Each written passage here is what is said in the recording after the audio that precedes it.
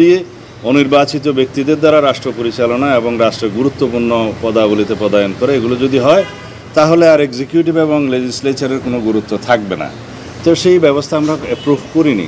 আর এনসিসির মাধ্যমে জরুরি অবস্থা প্রবর্তনের জন্য যে কথাটা বলেছেন সেটা একে তো এনসিসি আমরা মানি না, দ্বিতীয় হচ্ছে জরুরি অবস্থা জারির সময়ে তারা যে প্রস্তাব করেছে যে মানুষের যে সমস্ত মৌলিক অধিকারগুলো স্থগিত থাকে এগুলো স্থগিত থাকবে না, তারা রিড করতে পারবে, অন্যান্য বিষয়ে মৌলিক অধিকারগুলো থাকবে। তো জরুরি অবস্থার মানে কি? জরুরি অবস্থার মানে হলো যে কিছু কিছু অধিকার স্থগিত থাকবে।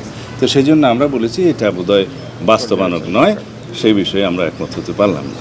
এই যে আমরা মাননীয় প্রধান উপদেষ্টার কাছে সুনির্দিষ্টভাবে আগামী জাতীয় সংসদ নির্বাচনের জন্য ডিসেম্বরের আগে একটা রোডম্যাপ অবশ্যই আমরা চাইব, যাতে উনি ক্লিয়ারলি জাতির সামনে যথাযথ প্রক্রিয়ায় উপস্থাপন করেন, যাতে জাতির মধ্যে যে একটা অনিশ্চিত অস্থিরতা ভাব আছে এবং রাজনীতির মধ্যে একটা স্থিতিশীলতা আসে, অর্থনৈতিক কর্মকাণ্ডে যাতে একটা গতিশীলতা আসে, সেগুলো লক্ষ্য রেখে আমরা বলবো যে এটা যথেষ্ট সময়।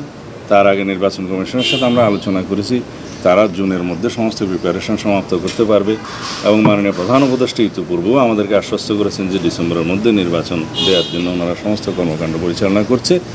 যেহেতু বিভিন্ন বিষয়ে বিভিন্ন পক্ষের বক্তব্যে একটা ধোঁয়াশা সৃষ্টি হয়েছে, সেটা পরিষ্কার করার জন্য আমরা ওনার কাছে